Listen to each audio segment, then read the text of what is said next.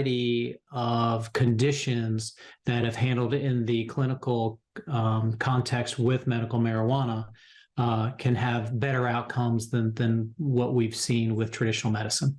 Last year, Lee introduced a nearly identical bill, which made progress in the state Senate, but went up in smoke. We actually passed this bill out of the Senate previously with a bipartisan vote, got stuck in the House. He now believes there's a good chance this bill becomes law this time around, and is optimistic that bipartisan support for the Compassionate Care Act will make it happen sooner rather than later. And hopefully we'll get to the goal line before the end of the session. With nearly 75% of all states legalizing medical use of marijuana, it's clear that most states believe the benefits of the plant outweigh the potential cons. But the bill still has to get out of the Senate, into the House, back to the Senate, and finally, if passed by both chambers, to the governor's desk.